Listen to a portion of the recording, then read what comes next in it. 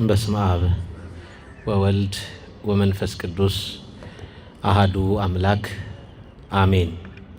ስብሐተ መላእክት እንዘ ይብሉ በአርያም ቅዱስ ቅዱስ ቅዱስ እግዚአብሔር ጸባኦት ፍጹም ምሉእ ሰማያተ ወምድረ ቅድሳተ ስብሐቲከ።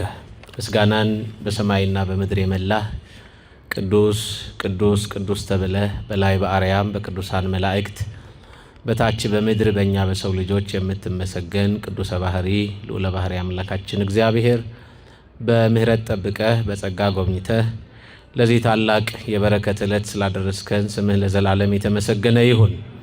ለቃል መውረድ ለሥጋ እርገት ምክንያት የሆነች አፍጣኒተ ረድኤት ሳሊተ ምህረት ምዕራገ ጸሎት እመአምላክ ወላዲተ አምላክ ድንግል ማርያም ጣዕሟ ከአንደበታችን ፍቅሯ በልቦናችን ይደርብን።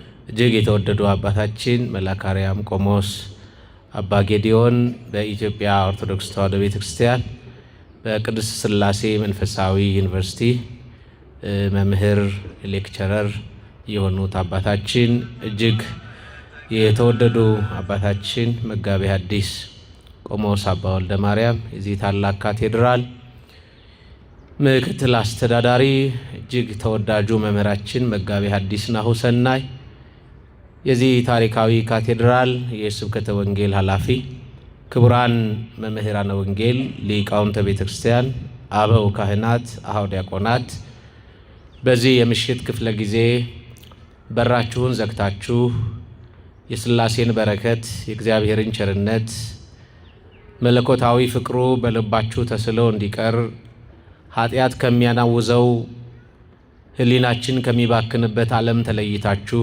እግዚአብሔርን ለመስማት በዚህ በተቀደሰ ስፍራ የተገኛችሁ የእግዚአብሔር ልጆች ኦርቶዶክሳውያት ምእመናንና ምእመናት፣ ወራዙትና ሕፃናት ሁላችሁ እንደምን ዋላችሁ? እንደምን ዋላችሁ? እግዚአብሔር ይመስገን ብለን ስሙን እንድንጠራ አንደበታችንን ለምስጋና ሰውነታችንን ለቅድስና የጠራ የመረጠ ያከበረን አምላካችን እግዚአብሔር ክብር ምስጋና ይግባው። ለቃል መውረድ ለሥጋ እርገት ምክንያት የሆነች አፍጣኒተ ረድኤት ሳሊተ ምህረት ምዕራገ ጸሎት እመአምላክ ወላዲተ አምላክ ድንግል ማርያም ጣዕሟ ከአንደበታችን ፍቅሯ በልቦናችን ይደርብን። እንደ እግዚአብሔር መልካም ፈቃድ በጣም በዛ ቢባል 30 ደቂቃ ብቻ ነው ከኔ ጋር የምንቆየው።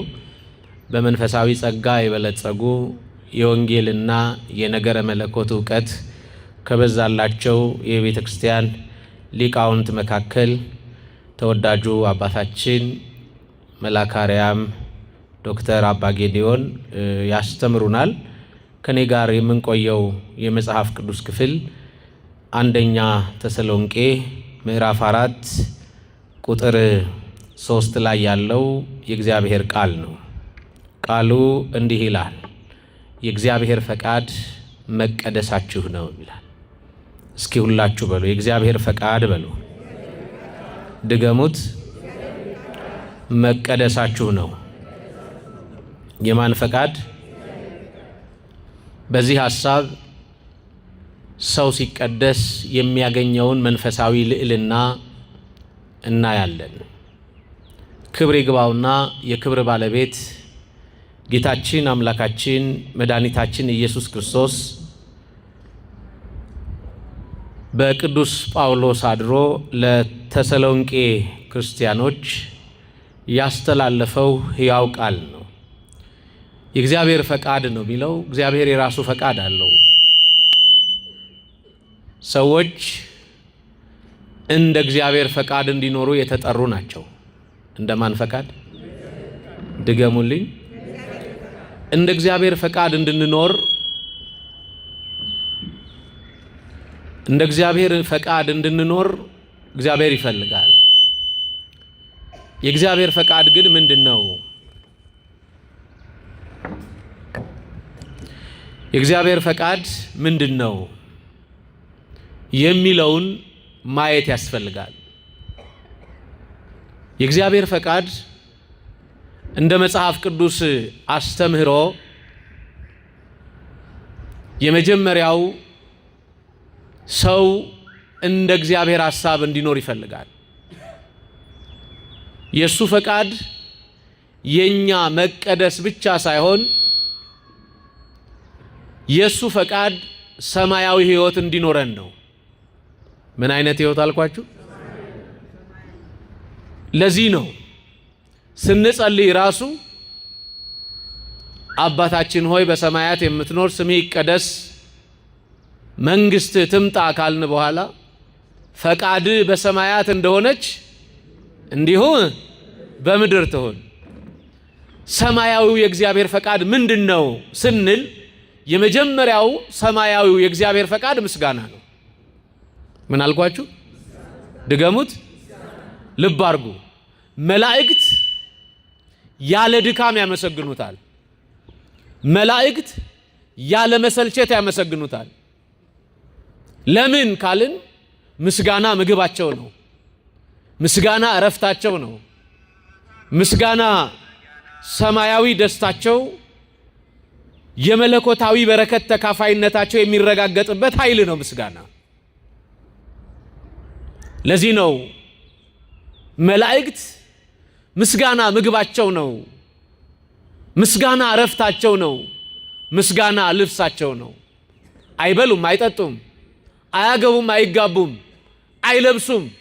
ሰማያዊ ልብስ ለብሰው በሰማያዊ ምስጋና ጠግበው በሰማያዊ ምስጋና ረግተው ይኖራሉ። ክርስቲያኖች በሕይወታችን ውስጥ የመጀመሪያው የእግዚአብሔር ፈቃድ ምስጋና ነው። ምን አልኳችሁ? ምስጋና በማግኘትም በማጣትም በሙላትም በጉድለትም ነው። ለዚህ ነው ቅዱስ ጳውሎስ ለፊልጵስዩስ ክርስቲያኖች ሲጽፍላቸው ምዕራፍ 4 ቁጥር 4 ላይ እንዲህ አለ፣ ኦርቶዶክሳውያን በሁሉ አመስግኑ አለ። በሁሉ ምን በሉ? ድገሙት እስቲ። እግዚአብሔር አመስጋኝ እንጂ አጉረምራሚ አይፈልግም። እግዚአብሔር በሙላትም በጉድለትም የሚያመሰግነው ሰው ነው እንጂ የሚፈልገው የሚያጉረመርም ስለማይፈልግ የመጀመሪያው የእግዚአብሔር ፈቃድ በሰማያዊ የምስጋና ስርዓት ውስጥ እንድንኖር ነው። በነገራችን ላይ የማያቋርጥ የምስጋና ጅረትና ጎርፍ የሚፈሰው በዓለም ላይ በኢትዮጵያ ኦርቶዶክስ ተዋሕዶ ቤተክርስቲያን ብቻ ነው። የሰማችሁኝ ነው? የኛ ጉድለት እንደተጠበቀ ሆኖ የኛ ደካማነት እንደተጠበቀ ሆኖ ባያድለን ነው እንጂ 24 ሰዓት እግዚአብሔርን የምታመሰግን ምድራዊት የእግዚአብሔር መቅደስ የሰማያዊ የክብሩ መቅደስ መገለጫ የሆነች እንደ እግዚአብሔር እንደ ተዋሕዶ ቤተክርስቲያን የትም የለም። እስኪ ዝም ብላችሁ አስቡ። አሁን እኛ ሄደን እንተኛለን። 6 ሰዓት ላይ ካህናቱ ሰዓታት ይገባሉ። 11 ሰዓት ተኩል ያጠናቅቃሉ። ከዛ የኪዳን ጸሎቱ እስከሚከናወን ድረስ ይጠብቁናል። የኪዳን ጸሎት ይጠናቀቃል። ከዛ ከ1 ሰዓት ተነስቶ ደግሞ እስከ 4 ሰዓት እስከ 5 ሰዓት ድረስ ድጓው ጾመ ድጓው ይጮሃል፣ ይመሰገናል እግዚአብሔር። ከዛ 5 ሰዓት ሲሆን ስብከት ይቀጥላል። 6 ሰዓት ሲሆን ቅዳሴ ይቀደሳል። ትንሽ ለቁመተ ስጋ የሚሆን ማዕድ እንመገብና ጥቂት ቆይተን ማታ 10 ሰዓት ተኩል ጀምሮ በወንጌል አውደ ምሕረት እንገናኛለን። 24 ሰዓት እግዚአብሔርን ከማመስገን የበለጠ ክብር የለም። ስለዚህ ይሄ አገልግሎት የማይቋረጥ የምስጋና ጅረት የሚፈስበት የእግዚአብሔር የሰማይ መንግስት ምሳሌ የሆነች ቤተክርስቲያን ናት። ስለዚህ የእግዚአብሔር ፈቃድ ሰማያዊ ምስጋናን ማከናወን ነው። ሰማያዊ ምን አልኳችሁ? እሱ አንዱ ነው። ሁለተኛው የእግዚአብሔር ፈቃድ ምንድነው ስንል በጸሎታችን ውስጥ በምስጋና ስርዓታችን ውስጥ ልናካትተው የሚገባው አንዱ ልመና ነው። ምን አልኳችሁ? መለመን ግዴታ ነው። የሚለምኑ ፍጥረታት ናቸው። መላእክት ይለምናሉ። እንሾም እንንገስ እንክበር ብለው አይደለም የሚለምኑት፣ ስለ ሰው ልጆች ይለምናሉ። የሰማችሁ ነው? ስለማን? ስለ ሰው ልጆች ይለምናሉ መላእክት።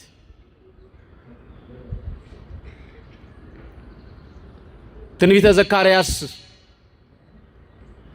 ምዕራፍ 1 ቁጥር 3 ላይ ስትመለከቱ 70 ዘመን የተቆጣቸው እነዚህን የእስራኤል ሰዎች የማትምራቸው እስከ መቼ ነው ብሎ መልአኩ በእግዚአብሔር ፊት ቆሞ ይለምናል። ስለኛ ምህረት ይለምናሉ መላእክት። እኛ ደግሞ ለምኑ ተብለናል። ምን ተብለናል አይደል? ግን ሳንለምነው የሚያስፈልገንን ያውቃል አያውቅም? ያውቃል እኮ። ግን እንድንለምነው ነግሮናል። ምን ብሎ ነው የነገረን? የማቴዎስ ወንጌል ምዕራፍ 7 ቁጥር 7 ላይ ተመልከቱ። ለምኑ በሉ እስኪ፣ አንኳኩ፣ ፈልጉ። አያችሁ? ለምኑ ያለን ጌታ ደግሞ እንድንለምነው ስለሚፈልግ ነው። እሱን መለመናችን የሱ ፈቃድ ነው። ፈቃዱ ስለሆነ ምን ብሎናል? ንገሩኝ፣ ለምኑኝ አለ። የሱ ጌትነት የኛ ሎሌነት እንዲታወቅ ነው። እግዚአብሔር ጨካኝ ስለሆነ አይደለም። መጽሐፍ እንዲሁም እንዲህ ነው የሚለው፣ ወዘእንበለ ንስአሎ ይሁ ፍቶተነ፣ ሳንለምነው የሚያስፈልገንን አውቆ ይሰጠናል አለ። ምን ሳንለው? ሳንለምነው አውቆ የሚያስፈልገንን ይሰጠናል አለ። የሚያስፈልገንን ከእግዚአብሔር ለማግኘት ምን ማለት አለብን? ንገሩኝ። መለመን አለብን። አንኳኩ ያለው ጌታ ደግሞ በሌላ ምዕራፍ ላይ ምን ይላል መሰላችሁ? መጥቶ የኛን ልብ ያንኳኳል። ለምኑ ያለን ጌታ ዞሮ መጥቶ እንደገና እንድንለምነው ይነግረናል። ያንኳኳል የኛን በር። የዮሐንስ ራእይ ምዕራፍ 3 ቁጥር 21 ላይ ስትመለከቱ ወናሁ ቆምኩ ሀበ ሆህት ወእጎደጎድ፣ እነሆ በደጅህ ቆሜ አንኳኳለሁ፣ ማንም ድምፄን ቢሰማ በሩን ቢከፍትልኝ ወደሱ ገባለሁ። ደስ አይልም? ምኑን ቢከፍትልኝ? አቤት አቤት! እውነት የሚገባበት 3 በር አለው። ምን አልኳችሁ? ምን የሚገባበት? ንገሩኝ። እውነት የሚገባበት 3 በር አለው። በሁለቱ በሮች ያለምንም ችግር ይገባል። አንደኛው አይን ነው፣ ሁለተኛው ጆሮ ነው። ሰው መቼም አይኑን አይክድም። ጆሮን መጠራጠር ይቻላል። እውነት እሸት? ከሶስተኛ ወገን የሚመጣ ምን ስላለ? ወሬ ስላለ ልትጠራጠር ትችላለህ። አይንህን ግን መጠራጠር አትችልም። በሁለቱ በሮች እውነት ይገባል። ሶስተኛው በር ልብ ነው። ይሄ በር ተዘግቷል። እንዴት አድርጎ ይግባ ጌታ? ሶስተኛውን በራችንን ጥርቅም አድርገን ስለዘጋ ነው፣ መግቢያ ስላሳጣ ነው። ዛሬም የሰማይ አምላክ የእግዚአብሔር ልጅ የድንግል ማርያም ልጅ ኢየሱስ ክርስቶስ በራችን ላይ ቆሞ ያንኳኳል። በመምህራን እኮ እያንኳኳ ነው። በአበው ጳጳሳት፣ ሊቃነ ጳጳሳት፣ ኤጲስቆጶሳት እኮ እያንኳኳ ነው። በቅዳሴው፣ በወንጌሉ፣ በስብከቱ እያንኳኳ ነው። ማን ይስማው? ባካቸው ክርስቲያኖች፣ እግዚአብሔር የመስማት ዘመናችን በጣም እያጠረ ስለመጣ በመከራው ዓለም ውስጥ እየኖርን ስለሆነ ከምንም በላይ ማንን እንስማ? አፋችን ይላል። ግን እግዚአብሔርን ከመስማት ይልቅ ጥቂት የሆኑ ሰዎችን እየሰማን እግዚአብሔርን ክብር አጉድለነዋል። አንድ ትልቅ ሰው በዓለም ላይ ባለሀብት ከሚናገርና አንድ ምስኪን መስቀል የያዘ ቄስ ከሚናገር የትኛውን ነው የምትሰሙት? ኧረ ተው! ኧረ በማርያም እውነታችሁን ነው። ኧረ በማርያም እንዴ! እየተዋወቅን እንዴ! እሺ ተው፣ ቀለል አድርጌ ልንገራችሁ። አሁን 4 ኪሎ ላይ ከባድ አንድ ትልቅ የመንግስት ባለስልጣን መጥቶ ከሚናገርና አንድ ድሃ ቄስ መጥቶ ከሚናገር ማንን ትሰማላችሁ? እውነቷን ንገሩኝ። ኧረ በማርያም ተው። ብትሰሙማ ኖሮ መከራው መቼ ይበዛ ነበር።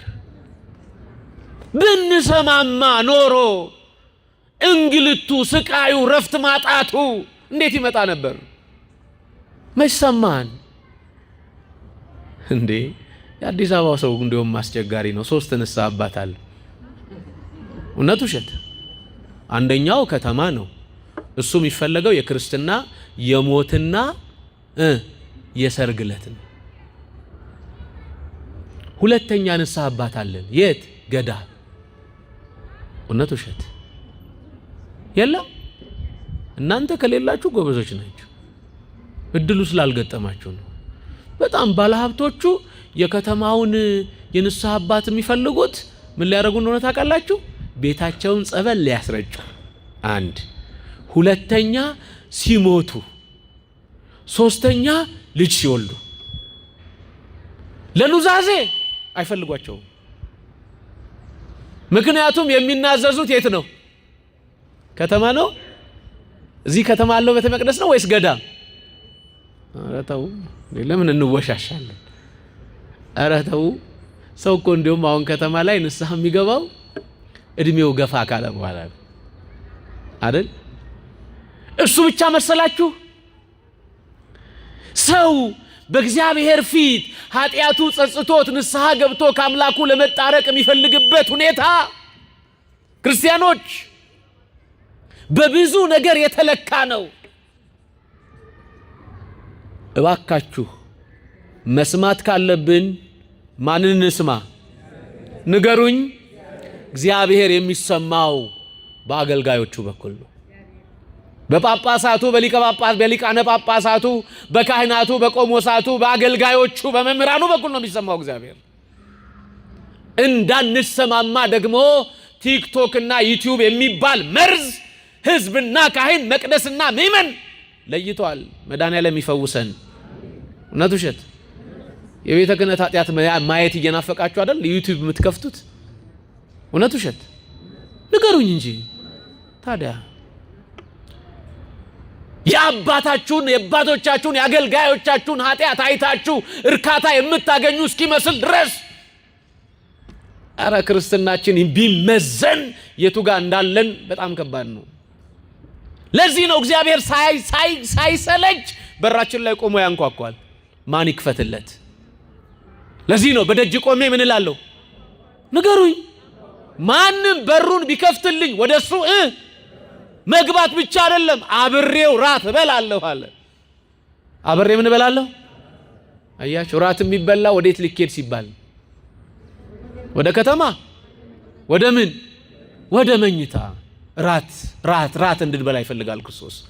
በሰማችሁት የወንጌል ቃል፣ ባገለገላችሁት አገልግሎት፣ ባስቀደሳችሁት ቅዳሴ ጸበል ጠጥታችሁ እንድትሄዱ ሳይሆን ከመቅደሱ የወረደውን የክርስቶስን ህብስት ስጋውን የክርስቶስ ወይን ደሙን ጠጥተን ነፍሳችን እንዲቀደስ እግዚአብሔር ይፈልጋል። ስለዚህ በራችን ላይ ቆሞ ማን ያንኳኳል? ሲያንኳኳ ግን እናንተ ደግሞ ምን በሉ ብሎናል? አንኳኩ እከፍትላችኋለሁ ብሏል። ይክፈትልን መድኃኔዓለም። ሁለተኛው እግዚአብሔርን የምናገኝበት መንገድ መለመን ነው። ሶስተኛው እግዚአብሔርን የምናገኝበት መንገድ ምልጃ ነው። እስኪ በሉ ምልጃ በሉ። ድገሙት። ስለሌላው ማልቀስ፣ ስለሌላው መጸለይ ያስፈልጋል። ለዚህ ነው ቅዱስ ጳውሎስ በጸሎትና በምልጃ ልመናችሁን በእግዚአብሔር ዘንድ አስታውቁ እንጂ በአንዳች አትጨነቁ አለ። ስለዚህ የእግዚአብሔር ፈቃድ አንደኛ መንግስቱን እንድንናፍቅ ነው።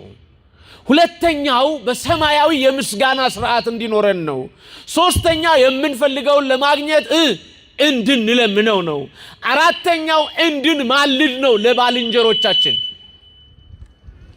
እንድንማልድ፣ ለኃጢአተኛው ለበደለኛው ሰው እንድናለቅስ።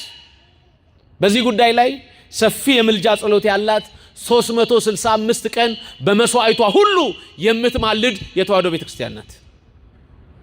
ከቃሉ ጋር ናችሁ? ቅዳሴ ባለ ቁጥር ረጅም የምልጃ ጸሎት አላት። ስግዱ ይባላል፣ ሁላችን እንሰግዳለን። አንድ ስለምታደርግ ስጋውንና ደሙን እግዚአብሔር አንድ ያደርገን ዘንድ እንማልዳለን። በጣም የሚገርመው ስለ ኢትዮጵያ ብቻ አይደለም፣ ስለ ዓለም ሁሉ ማሰብን ያስቀድም ዘንድ ለእያንዳንዱ የሚያስፈልገውን ያማረውን የሚሻለውን ይሰጥ ዘንድ አለ። ስለ ዓለም ሁሉ እንማልዳለን። ስለ ዓለም የምትማልድ ቤተክርስቲያን የተዋህዶ ቤተክርስቲያን ናት። ክብር ለተዋህዶ ይሁን። ክርስቲያኖች የማይቋረጥ የምልጃ ጸሎት አላት ቤተክርስቲያን። ስለዚህ ማልዱ። የእግዚአብሔር ፈቃድ ለሌላው መማለዳችሁ ነው። ከዛ ምን አለ? የእግዚአብሔር ፈቃድ አለ መቀደሳችሁ ነው አለ። እንዴት ነው የምንቀደሰው?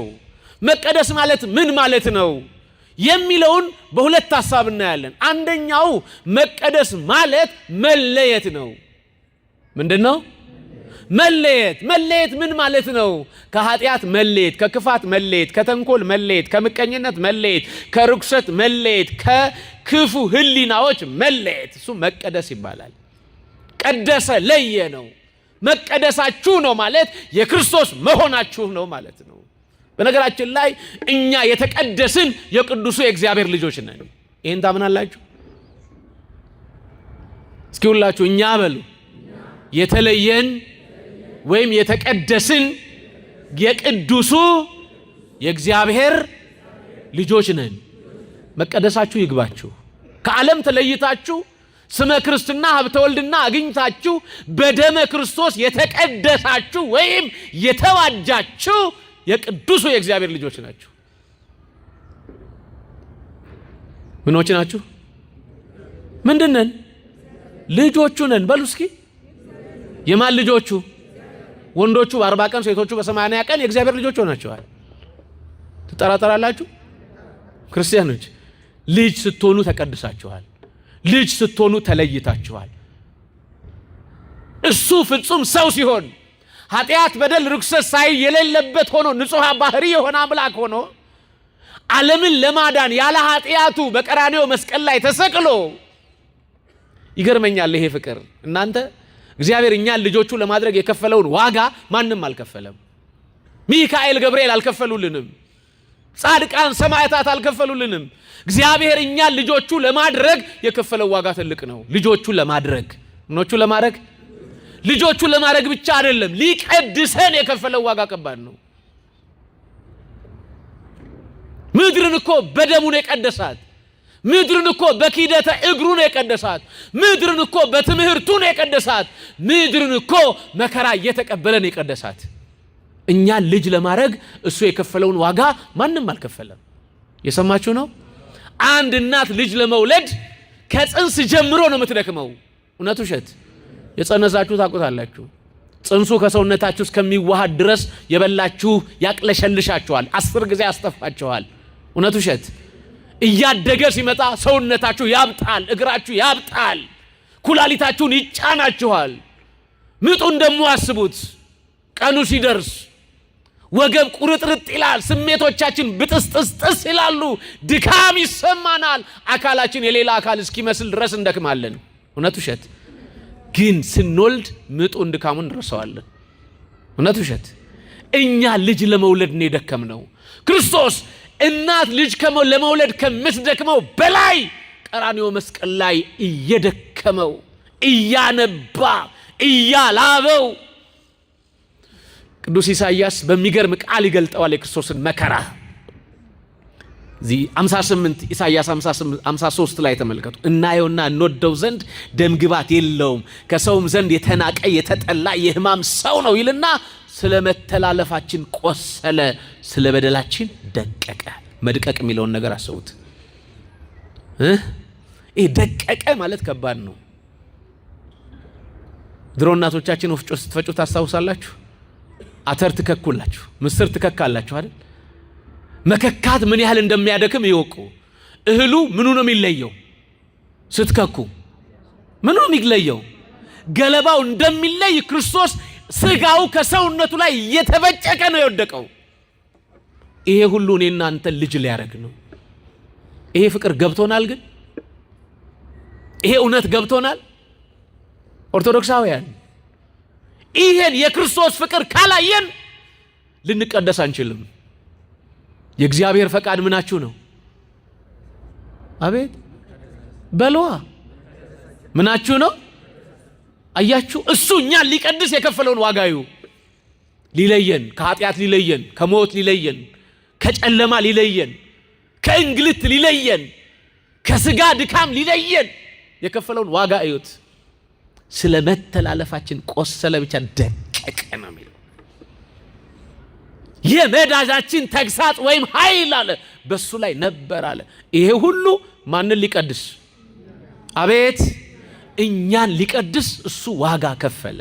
ቅዱሱ አምላክ፣ ቅዱሱ ጌታ፣ ንጹሑ ጌታ፣ በደል ርኩሰት የሌለበት ጌታ፣ የድንግል ማርያም ልጅ፣ እግዚአብሔር ልጅ ኢየሱስ ክርስቶስ ዋጋ ከፈለ። እናንተ ይሄ የከፈለው ዋጋ የገባቸው ጸጉራቸውን ተላጭተው መንነዋል። ይሄ የከፈለው ዋጋ የገባቸው ቅዱሳን ዛሬ ወርሃዊ መታሰቢያ በዓላቸውን የምናከብርላቸው ደጋጎቹ እነ ጻድቁ አባታችን እነ ቅዱስ ገብረ ክርስቶስ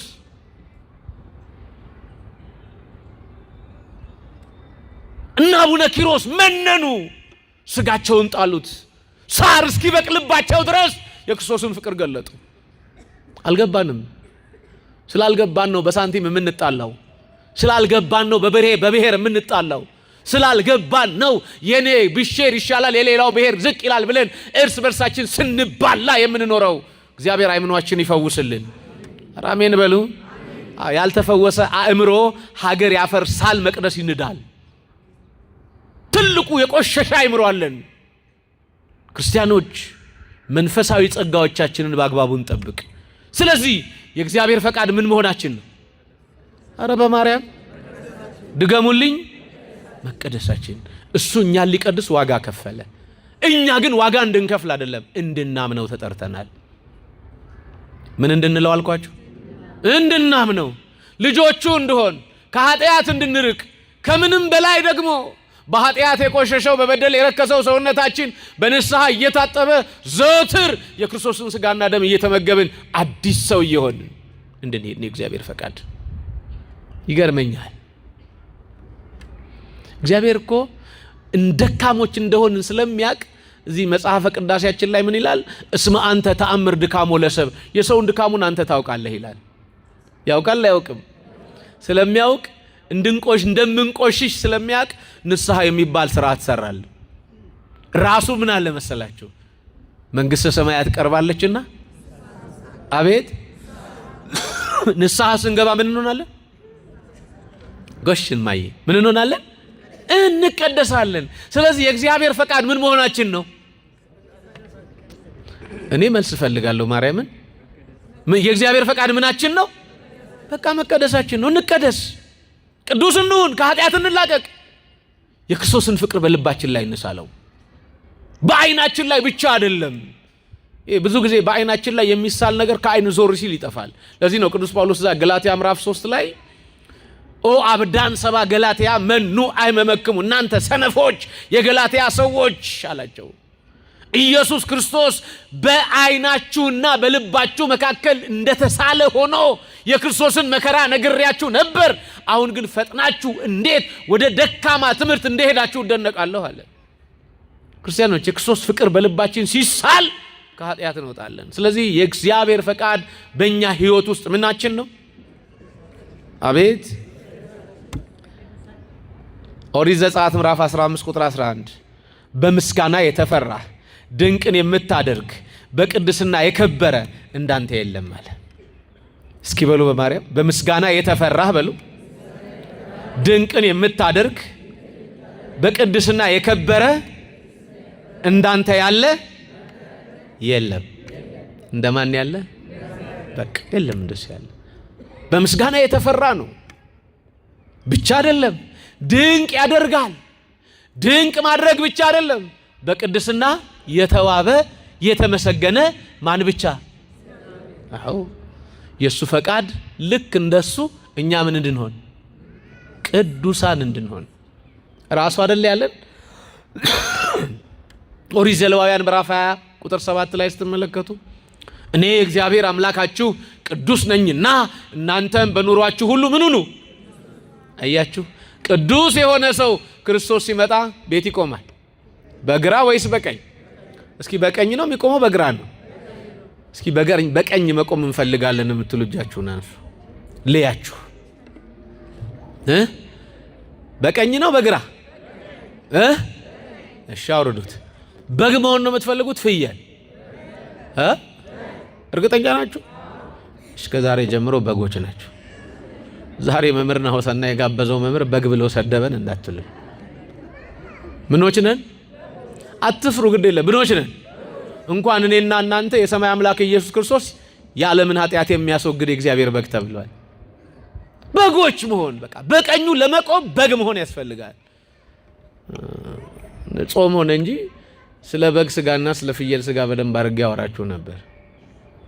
አሁን ከተማውን ያጥለቀለቀው የበሬ ስጋ ቤት አይደለም። የምንድን ነው ንገሩኝ? ስጋዋን እየበላችሁ ለምን ጠላችኋት ፍየልን?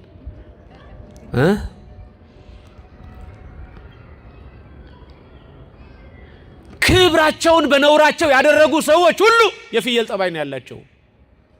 ጽድቃቸውን በትህትና ያደረጉ አደባባይ ላይ ልታይ የማይሉ የአገልግሎት ከፍታ የቅድስና ማማ ላይ ሆነው ራሳቸውን እንደ ኃጢአተኛ እየቆጠሩ በመቅደሱ ቆመው ተንበርክከው ደረታቸውን እየደቁ የሚያለቅሱ እነሱ በጎች ናቸው። በቀኙ ይቆማሉ። ስለ ኃጢአታቸው የሚያለቅሱ እነሱ በጎች ናቸው። ክርስቲያኖች፣ ለዚህ ነው በቀኙ እንድንቆም ምን ያስፈልገናል? መቀደስ ያስፈልገናል። ለዚህ ነው የእግዚአብሔር ፈቃድ ምን መሆናችሁ ነው? አቤት ክርስቶስ ይመጣል ተብሎ ሰሞኑን ሲሰበክ ሰምታችኋል አይደል? ይመጣል አይመጣም? ነገሩ ይመጣል አይመጣም? ይመጣል። ሲመጣ ዝም ብሎ አይመጣም። ይገርመኛል። እኔ እግዚአብሔር ግልጥ ሆኖ ይመጣል አለና ዳዊት ቀጥሎ ወአምላክነህ ያረምም ዝም አይልም ማለት። ትናንትና ግን ዝም ነው ያለው። ጎኑን ሲወጋ ዝም አለ፣ እግሩን ሲቸነከር ዝም አለ፣ እጁ ላይ ሚስማር ሲገባበት ዝም አለ። አቤት የኔ ጌታ! እኔ የሚገርመኝ ግን እጁ ላይ ሚስማር ሲገባበት በእጁ መዳፍ ላይ ነው የጻፈን። በምኑ መዳፍ ላይ? ኢሳይያስ ምን ይላል መሰላችሁ? በእጄ መዳፍ ላይ ቀርጫችኋለሁ ይላል። እስኪ በሉ በእጄ መዳፍ ላይ በሉ። አይገርምም? አንድ ሰው የአንድን ሰው ማንነት ለመጻፍ ሁለት ነገሮች ያስፈልጉታል በዚህ ዘመን፣ ወረቀትና ምን። በጥንት ዘመን ከሆነ ደግሞ ሶስት ነገር ያስፈልጉታል። የተዳመጠ ብራና፣ የተበጠበጠ ቀለም፣ የተቀረጸ መቃ ያስፈልጋል። ክርስቶስ እጁን ብራና አደረገው። የሰማችሁ ነው። እጁ ላይ የገባውን ሚስማር መቃ አደረገው። ከእጁ የሚፈሰውን ደም ቀለም አደረገና የሁላችንን መልክ በእጁ ላይ ሳለ። ክብር ለሱ ይሆን። ይሄ ፍቅር ይግባችሁ። ይሄ በጎነት፣ ይሄ ምሕረት ይግባችሁ። ይሄን ሁሉ ዋጋ የከፈለው ማንን ሊቀድስ? ታዲያ እሱ እኛን ሊቀድስ ይሄን ዋጋ ከከፈለ እኛ በእምነት እየኖርን ከኃጢአት ርቀን ከእግዚአብሔር ታርቀን ንስሐ ገብተን ስጋውን ደሙን ተቀብለን እንድንቀደስ ማን ይፈልጋል? ሰዓታችሁ እንዳልወስድባችሁ ሮሜ ምዕራፍ 6 ቁጥር 22 አሁን ግን ከኃጢአት ባርነት ነፃ ወጥታችሁ ለእግዚአብሔር እየተገዛችሁ ልትቀደሱ ፍሬ ያላችኋል። ከምን ባርነት? አረ በማርያም ከምን ባርነት? ከኃጢአት ባርነት ነፃ ወጥታችሁ ለእግዚአብሔር እየተገዛችሁ ልትቀደሱ ምን አላችሁ? ፍሬ አላችሁ።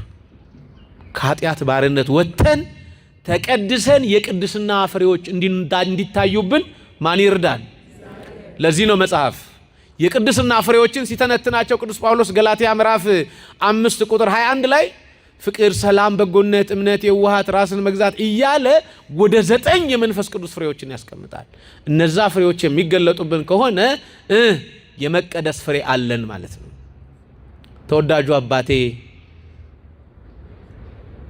ዶክተር መልአከ አርያም ቆሞስ አባ ጌዲዮን ከኔ ቀጥሎ ስለሚያስተምሩ እዚህ ላይ ይብቃል። እስኪ ሁላችሁ ከኔ ጋር ይሄን ቃል በሉ። የእግዚአብሔር ፈቃድ በሉ። በማርያም አይሰማ። አንዴ ድገሙት። መቀደሳችሁ ነው። በእግዚአብሔር ፈቃድ መቀደሳችን ከሆነ የቅድስናን ፍሬ እያፈራን ከኃጢአት ርቀን ከእግዚአብሔር ታርቀን ንስሐ ገብተን መንግስቱን እንድንወርስ እግዚአብሔር ይርዳል። ሌላው በእውነት በ2018 ዓመተ ምህረት ከተሰሩ ታላላቅ ጉባኤዎች መካከል የዚህ ታላቅና ታሪካዊ ካቴድራል የኢትዮጵያ ኦርቶዶክስ ተዋሕዶ ቤተክርስቲያን መገለጫ አይከን ከሆኑ በኢትዮጵያ ብቻ ሳይሆን በመላው ዓለም ከሚታወቁ አብያተ ክርስቲያኖቻችን መካከል ይሄ ታላቁ ካቴድራላችን ነው። ይሄ ካቴድራል ደግሞ ለ4 ቀናት በተከታታይ ያዘጋጀው ጉባኤ በአገረ ስብከቱ መመሪያ ሰጭነት፣ በክፍለ ከተማው አስተባባሪነት፣ በደብሩ ሙሉ ኃላፊነት በወሰደ አዘጋጅነት የተዘጋጀ ጉባኤ ስለሆነ ለክቡር አባታችን ለዚህ ታላቅ ካቴድራል አስተዳዳሪ ለአገልጋዮቹ ሁሉ አንድ ጊዜ ምስጋና አቅርቡልኝ። ክርስቲያኖች ወንጌል ከሰማን በነፍሳችን እናመልጣለን። ወንጌል ካልሰማን አናመልጥም። ክርስቲያኖች እውነተኛው የክርስቶስ ወንጌል ሰማይና ምድርን አንድ ያደረገ ብቻ ሳይሆን በሰማይና በምድር ስለ ሰው ልጆች ሁሉ ዋጋ የከፈለው የእግዚአብሔር ልጅ የድንግል ማርያም ልጅ ኢየሱስ ክርስቶስ የሚገለጥበት የሚሰበክበት አውደ ምሕረት ብቻ ሳይሆን ስጋው ተቆርሶ ደሙ ፈሶ የሚሰጥበት፣ ምክንያቱም ራሱ የተናገረው ቃል በትክክል ተግባራዊ የሚሆንበት ስጋዬን የበላ ደሜን የጠጣ አቤት እናንተ እነንትና ቤት ይሄ ቃል የጌታ እራት ነው፣ እኛ ቤት ግን ይሄ ቃል የዘላለም ሕይወት ነው። ስም አልጠራው። እነማን ቤት ነው ያልኩት? ንገሩኝ። አያችሁ፣ የጌታን ቃል በትክክል የምትኖር ቤተክርስቲያን የተዋሕዶ ቤተክርስቲያን ናት። ራሱ ምን አለ? ስጋዬን የበላ በሉ እስኪ ደሜን የጠጣ የዘላለም ሕይወት አለው። እነንትና ቤት ራት ነው፣ እኛ ቤት ግን ሕይወት ነው። ክብር ምስጋና ለእግዚአብሔር ይሁን።